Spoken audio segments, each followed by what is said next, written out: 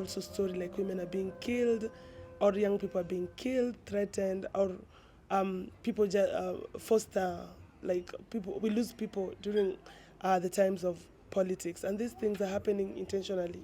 So it's upon us, especially young people who comes from the grassroots and who comes from the poor community, to realize these differences, to come, unite together, and get into political space, because we need policies that can protect our community.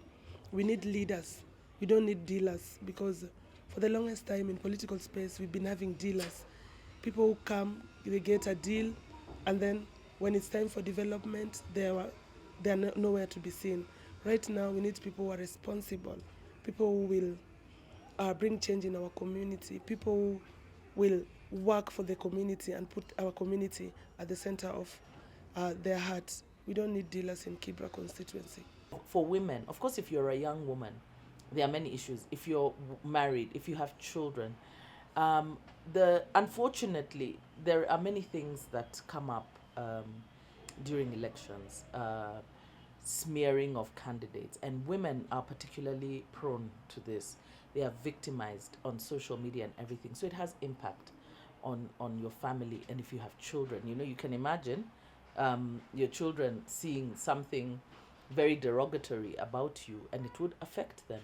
So these are some of the things that they must be cognizant of and warn their families, so that they are also aware, and have them to support you and to understand that not everything that you're going to hear is true, because there are families that have broken simply because a woman has decided to vie, even in cases where they are supported by their husband, or you will still find that ultimately, because of the level of intimidation and smear, marriages break down.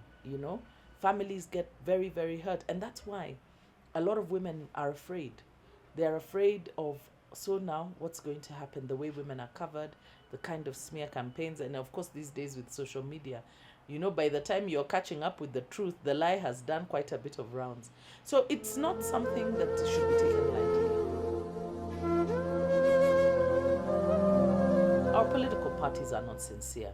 They are the first line and gateway into the political sphere, yet they don't come up with, they don't have policies for inclusion. So that is the first place, because a lot of women vying, they vie. We get so many women who vie, but they as aspirants. But at nomination stage, we look at the violence. How many women? You've seen over the years, as we have conducted elections, the violence that is meted out against women. They are terrified. And it's not just women. I mean, it's both men and women, but it's especially harsh for women, including sexual violence. Okay? So that is one of the most unfortunate things about our political engagement, and it is something that we could continue to advocate for the state to take seriously, because it's a very serious barrier. It is terrifying. We have women who are willing to apply, to present themselves for elections, but they are like, I am not ready. Money.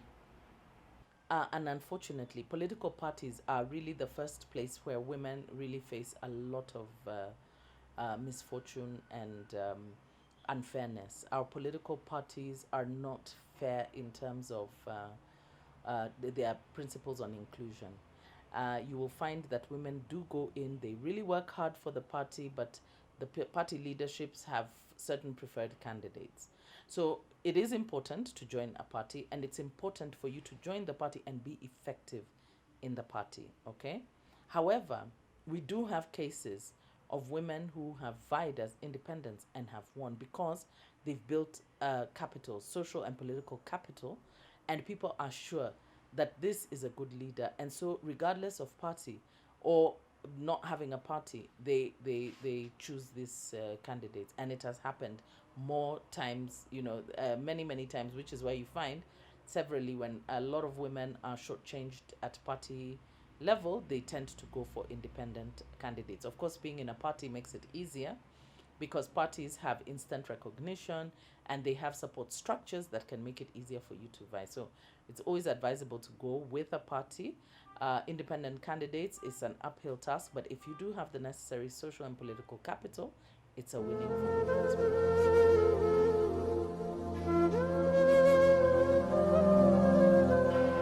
And then tradition and cultural practices. You know, those cultures that continue to push the notion that women should not be leaders, or it is wayward women who are becoming leaders. And although it is changing with time, but we know that there are still some areas where they believe being represented by a woman is demeaning to the people. It's like tumekosa uongozi, sasa tunaongozwa na mama. It's like kuongozwa kama na mtoto, you know. So and there are people who take it seriously. They're like, hiyo ni aibu, wanaona ni aibu mwanamke kuwa kiongozi ndio anawakilisha eneo fulani, you know. So those are real barriers. You know, even some of the controversy. Remember in 2017 when people were saying that men can also vie for women rep because men can represent women. Never mind that the constitution says that you must be woman, female. And so these are, and they are real. You know, when we may laugh about them, but they are real, they happen. We meet with these challenges, we are working with women, and we're just like,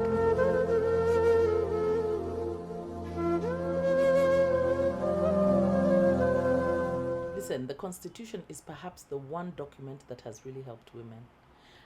The first election under the new Constitution enabled the highest number of women in independent Kenya to access leadership and decision-making spaces in political, and appointive offices, elective and appointive offices, because the law said you must.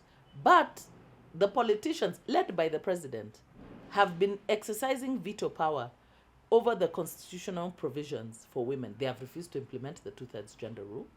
They have refused to appoint women into those positions. You know, it's like, wao wenyewe ndio wamekataa. Katiba imesema they must. The constitution says they must. They have said no. They actually have said no. Whether appointive, whether elective, they say no.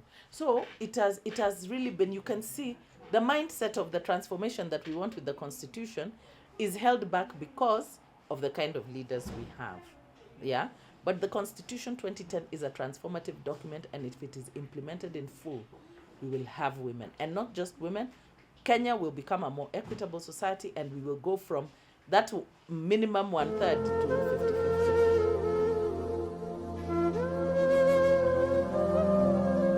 I just want to encourage women, despite the barriers, you know, challenges are the crucible for greatness. We just need women to be courageous, and we are here. Organizations like Crown Trust, National Women's Steering Committee, Amway, people like you see, like now all these things that you're doing, being able to give visibility to women, that is really important. So we just have to keep at it, because the marginalization was for a long time. So through building ourselves and continuing to, you know, break down, chip at that rock that has been in the way, we are going to break through. Kenya will be an equitable society. Women have the sixth sense of actually knowing what might be coming, what might be happening within the homes. So I would urge the women to actually move that leadership out of the homes to actually out within the political sphere, to change the narrative of our country and to be the change makers.